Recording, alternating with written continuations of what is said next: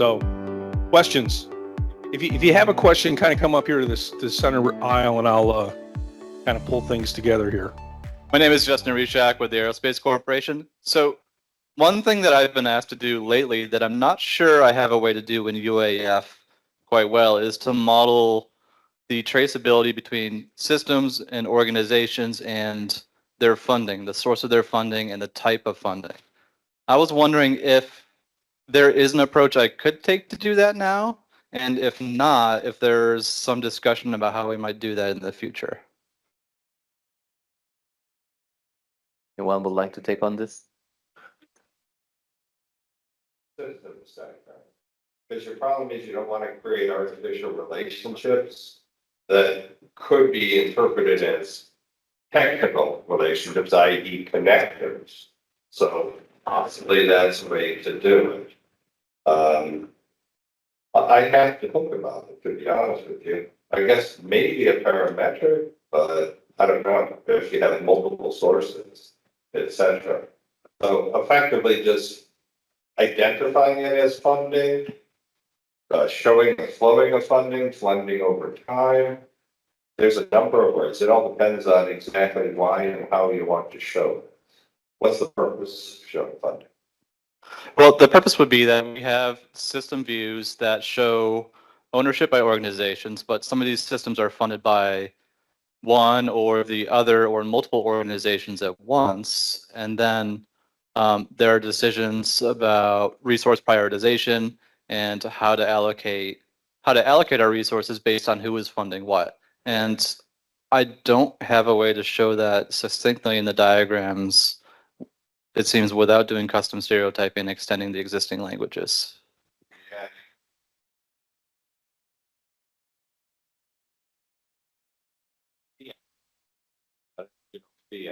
Another federal system architecture that looks at the financial aspect. And Walt Ocon, this is back in his day, said, gee, why don't we look at that? I'm sure it's not too hard. We brought up the specs.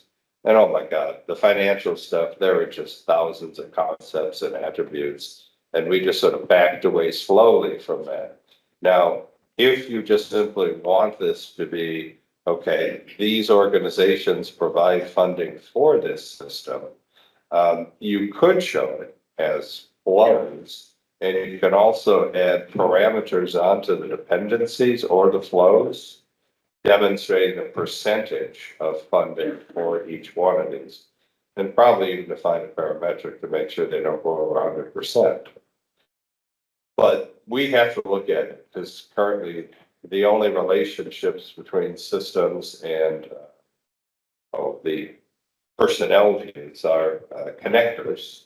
Also the commands relationship. Do you know the commands relationship? Yeah, it's an exchange relationship, but it doesn't result in a connector. So as a result, you'd be fine. And yeah, you could create a variation on that, which is just simply an exchange that shows the funds flowing from one thing to the other. And add some actual measurements showing percentages. Does that help? Yeah, that's giving me a couple ideas, so thank you. So one of the respondents said that the activities can have a cost variable associated with them. So you could have you can make an activity and have the cost on that activity.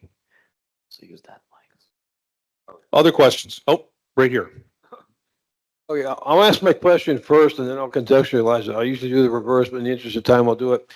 My question is this: do any of you have any idea at all, or have heard of any efforts underway to take the TBM taxonomy, Technology Business Management Council's taxonomy?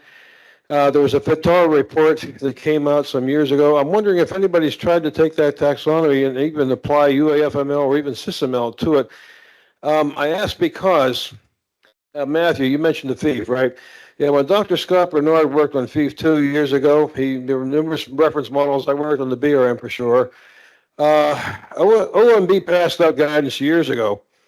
Remember, I'm contextualizing this. They passed out guidance years ago, and they basically told all the portfolio managers across the federal government, forget the FIF, okay? Apply the TBM taxonomy. Well, there's been mixed success with that, and the federal government commissioned the report. It's called the Vitara report. They had close to 30 recommendations that came out of that. And I did some work on it based upon a reference model we maintain for our customer, commonly known as the JARM in the community. Some of you may have heard of that. But I won't say any more on that.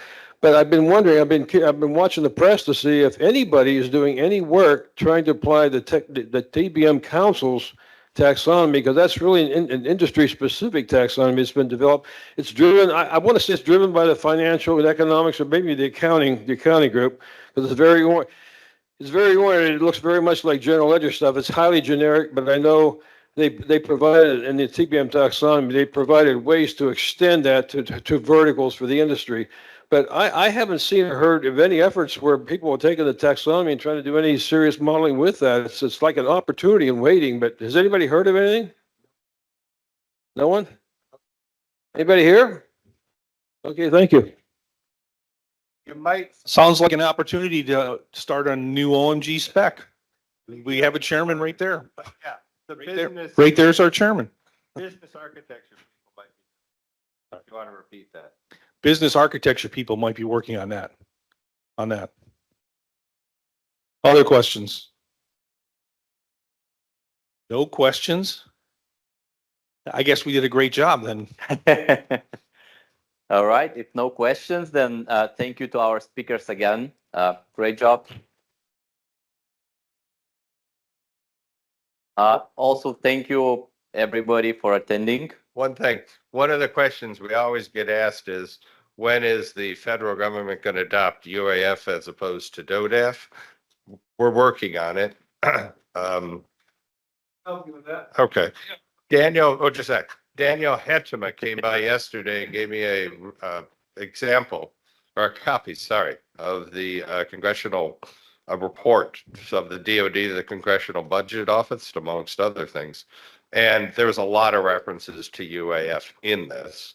And I know that Dave McDaniel has been working hard looking at these issues. So everyone asks, some of the people are here, they might be premature to ask this question yet, but things are underway. Is that a fair assessment? Okay. Didn't mean, not trying to put you on the spot. That's why I just simply said it's being looked at. Okay? Dave is trying to crawl under the table right now, so no one knows who he is.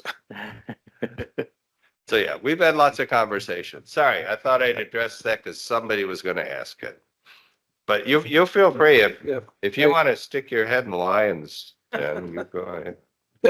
Yeah, Matthew, the Matthews over, is Dave McDaniel here? Is he still, I saw him here earlier. Hi, Dave. I won't steal any of your thunder. To your point earlier, Dave will back this up because Dave and I are counterparts. We support the Joint Enterprise Standards Council that supports DoD and the intelligence community. And they do 2 releases a year of the Defense Information Standards Registry / Enterprise Standards Baseline, okay? 2 releases a year. In the 24.2 release, they changed the citation for the DODAF 2.02 from mandated standard to active information guidance. And they also entered UAF 1.2 as active information guidance and therefore reconciled the issue that had been a concern.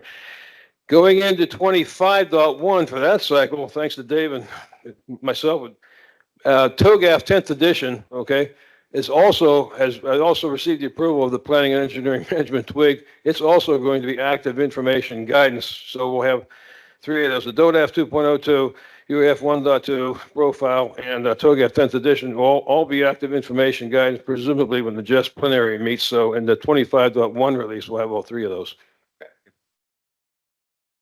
That something everyone agrees with?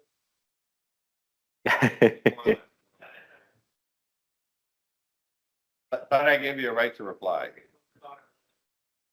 Okay. All right.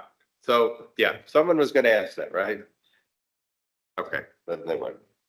Mike Sharon was going to ask it. He asked beforehand. Oh, see, you got to pay attention.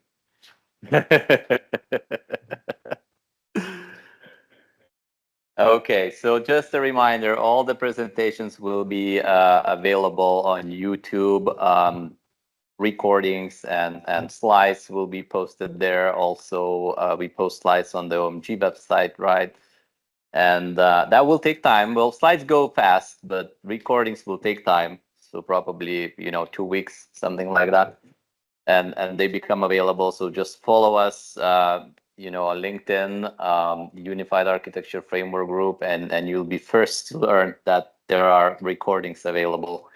That also answers many questions online about, where we find slides and where we find recordings of what we did here.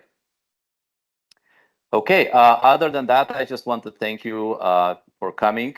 Thank you for participating. Also for online audience, thank you for joining us in these uncertain times, because we know we had quite a lot of on-site cancellations because of travel restrictions, especially for government employees. So at least I hope they managed to join online and hear what we have to say.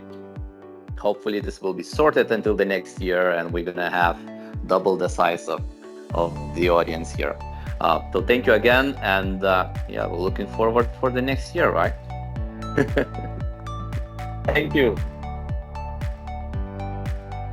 Yes, and also sponsors, right? Again, thank you for Dassault Systems and Lockheed Martin for sponsoring us, make it more professional than we used to have. And thank you, OMG, for this space here, right? And all the marketing you did. And all the smiles.